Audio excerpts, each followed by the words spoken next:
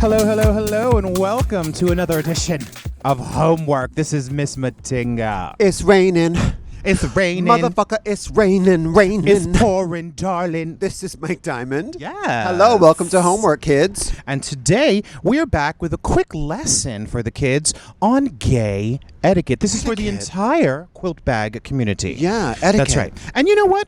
For the straights as well. Yeah, because, you know, we're inclusive. That's right. Yeah. Etiquette, which I think is pronounced etiquette. Etiquette. So we're going to give etiquette lessons. Yes. Yeah. All right, girl. Now, you took the reins on this one. What'd you come up with? What do we got? How do you break up with a boyfriend? In the dark, by text. Well, okay. How do you break up? Honey, you pack your bags, you take your wounded ass, you get on a bus, and you run, bitch. I think it depends. Because you know the man that you picked up at Igelé is going to come find you and kill you. Okay. Yeah. I think, how do you break up with someone? Like you do anything else in life. You be direct, and you be honest, and you make sure you have your property on you first. Never by text. It depends. Well, no, we're talking about a boyfriend. Okay, yeah. Yeah, I'm not talking about an abusive boyfriend. I mean, like, God forbid in a situation like because that. Because an abusive boyfriend won't let you have a phone, so you can't text. That's right. And bitch, he'll beat you with it. You're chained under the bed. Does he hurt me? Lorena Bobbitt. He hurt me. How do you break up with someone? I think it depends on why you're breaking up with them. Yeah, listen, for whatever the reason, have the moral turpitude and the cojones to do it in person. Don't do it over a text. Don't do it over the phone call. Rip that Band-Aid off. No platitudes. Don't give them it's me, it's not you, it's me. But because sometimes you know that's the case. Nah, usually it's them. Have I ever broken up with someone? I think I've always just been dumped. If it's right before your birthday or Christmas, dash. Don't wait. Lies! Don't wait for your gift. Get the hell out of there. Get out. Get out! Get out. Next question, please. How do you respond to a partner wanting to bring in a third or play separately or together? I say, motherfucker, there's the door. Use it. I say you wait until he falls asleep. You get some crazy glue. You glue his balls to his thigh. And then just as you're running out with all the jewelry in the apartment, you bop him on the head with like the iron. And as he's trying to run, he rips his own balls off his body. Thank you, John Leguizamo. Thank you. I would say, thank you, John. What's the question again? Tell me the question again. The question is, how do you respond to a partner wanting to bring in a third or play separately or together? I'd be like, oh, so this here ain't good enough for you now? You can go. Yeah. You're dismissed. Yeah, exactly. Because if this isn't enough for you, you've got the problem. After you've turned my hole into a blast site that can never be used for Hamburger Helper is for poor people. Other than dark magic? Yeah. Now you want to bring in a third? Look, motherfucker. If you want to bring in a third, that can get rough because you know that somebody's always going to be at the bottom of that hierarchy, no pun intended, and it's not cute if it's you. But if you can handle that sort of thing, you make sure you all agree on the parties involved and what's going to transpire. Right. Once again, it's a conversation, a grown-up conversation. Yeah, and we're not grown-ups. So. And also, you can't force someone into that agreement if they don't want to do that. You can't, like... Right, you're going to take this double anal. You're going to take this double anal, God damn it. It's right. Black Party weekend. Right, it's Easter weekend. You have to have an honest conversation, and I actually think that, for me, that road is sort of the road to you guys breaking up, but I do know the road to perdition. Yeah, exactly. To perdition. Perdition.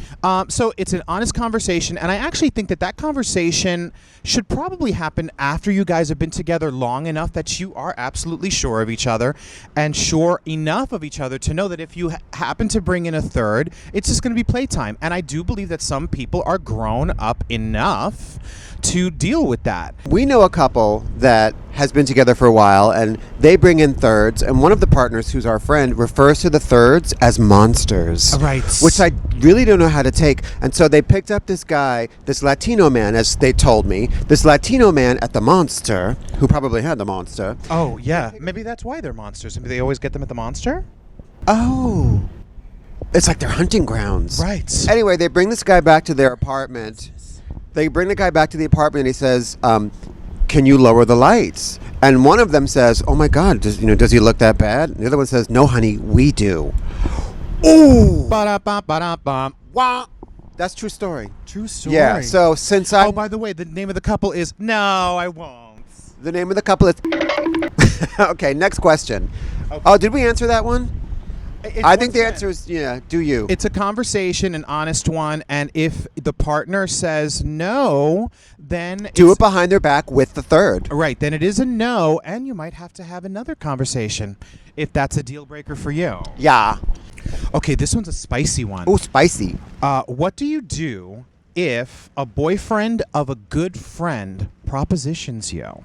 Oh, like a current boyfriend of a good friend? Yeah, How good a friend? a good friend. How hot's the guy? Super hot. Do it. No. Don't do it. go into Don't the light, ever, Caroline. Don't ever, ever, ever do it because men come and go and good friends are hard to find. That's You right. keep your friend, and in fact, you let your friend know the tea. Like, guess what? But you see that? Jamal was pressing up on me. Keep your motherfucking dog in check. Trust. But the thing is, though, that is, I think the crux of the question here is, do you, because you can rebuff it and say, listen, not interested, and don't ever do that again, and then walk away and not say anything, or you can rebuff it and then tell the friend. Those are scarier waters because sometimes the friend is so enamored that they will take the side of the man. It's hurtful. Sometimes. Well, they'll always choose their man. Yeah. So sometimes I think you need to rebuff it and say, don't you ever do that again. And if I ever have valid proof that you're cheating on my friend, I'm going to let them know. But this time, I'm going to let it slide. And then maybe not tell the friend. I'd be like, you want to keep this shit quiet? You give me $5,000. You give me $5,000, honey, in food stamps. I've been in this exact situation. Yeah. Or next time, I'll beat you so fierce that you will be serving Papa Leg Babetta in my place. I mean, like moth to a flame, burned by the fire. They love me. Men love me. Yeah, well, the flame part is right. And I've only ever acted on it once. Now, you remember when I was dating a guy, and maybe was I living with him? I don't know, in Far Rockaway. They all had similar names. Vinny, Jimmy, Timmy. Yeah. This bunch. Vinny, Jimmy, Timmy. So, friend. Betty. Oh, and Betty. Miss Betty. Oh, Miss Betty. And Sophia. Oh. Sophia's her daughter kissing up on my leg. So, is in one room baking cookies with our friend. And me and his boyfriend are in the bathroom 10 feet away doing lines and sucking dick, bitch. And yeah, my friend found out and sucker punched me in front of the Waverly Movie Theater on 6th Avenue. Bitch. And you know what? She She kind of had to. Yeah, what's-her-face was totally in the right because, I wasn't a nice person and I did blow that thick Italian sausage while what's-her-face was 10 feet away. And let me tell you, I sucked it like that bitch never could. Hot tea. So, but my friend was right. 25 years ago, though. It was 15 years ago. I was a child and what's-his-face was Maybe totally it was in the like right. 29 years ago. And the dick wasn't that good. I think I did it just to be evil. Just to be evil. Also because there was cocaine involved and I was here for it. Lord knows when there's cocaine involved. Honey, listen, I will do a line off of an erect penis. But you know what part I'm leaving out of the equation? I do not care. This was in the house of the man that I was dating. That's right. Oh, whoops. Who later on that summer, you tried to pimp me out to. I didn't pimp nobody out. Yes. I said, girl, go sleep in his bed. Yes. No. Preach, bitch. Didn't you go see a Rick Astley concert together? We did. And then he pressed that skinny white ass on me. Never gonna give you up.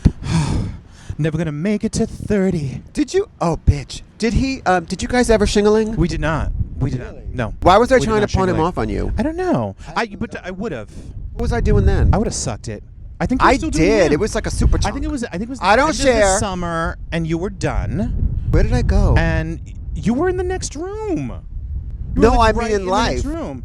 Nowhere, God, obviously. From there, Lord knows. Yo, it's starting to rain on us. Should I crack out the umbrella? How do you deal with a boyfriend or a friend or a coworker who's got bad BO or bad hygiene. I'm really glad you bring this up right now, since I'm about 3 inches away from your face. This is how I feel. If it's a friend, just tell them, girl, you pussy stink. But if it's a colleague at work, Just leave a bar of soap on their desk quietly. if it's a colleague at work, you go to management and you say, hey, this is a situation, let management address it. Do not address it yourself. Unless you want to be snarky and just leave like a little like travel deodorant on their desk. Oh, but that's so mean. But you have to tread those waters very carefully. But if it's a friend, a lover, someone you care about, you in private. Especially a lover. A lover, yeah. You in private, you take them aside, not in front of anyone else, and you say, baby, look, you know, You're a little fragrant. You're a little fragrant, ba. Listen, I'm going to take you into the shower, and I'm going to scrub you down with some salt. I swear to God, afterward, you're going to be fresh and brand new. And if it's a friend, once again, in private. I am not scrubbing down any of my friends in a shower. I'll hose them off in a parking lot. If it's your lover, and if it's a friend, you take her aside because you love her, and you say, "Loca, I love you. Loca, I love you, right? But baby, like, you smell a little bit." But it depends. Is it like they have a medical condition, or like they had curry in a hurry for dinner last night? What's the deal? Well, I think a true medical condition, while can occur, is pretty rare, and I think you'd know about it. But if it's not, you just take them aside, and with love, you say, girl, we're going to go over to Walgreens, and I'm going to get you some Baby Fresh and some Skin So Soft, and then we're going to like go back to your house, and we're going to have a talk about, because I want you to find a man that you love, and I want you to feel comfortable in public. Or a woman. And every time, or a woman, and every time I walk in here, it smells like you just fried up some onions and eggs. Can I just say something? I've noticed a disturbing trend in the homosexualist community of New York City. The homosexualist? I have noticed an outbreak of guys' apartments smelling like stale, sweaty sheets. And I'm not here for it. Yeah. God damn it, keep it fresh and tasty, or I am leaving. Yeah. Well, that's the thing, honey. Like, your house can get a certain odor of you, which means, honey, wash the sheets and open the windows. Like, open your windows, wash the sheets, and mop every once in a while. Stop drinking. You know, like when you can smell last night's booze coming out of their pores. I don't mind it coming out. I don't mind it coming out of their balls, but when it's like actually coming like off of their skin. The only thing I want ripe is a banana. Flat and green.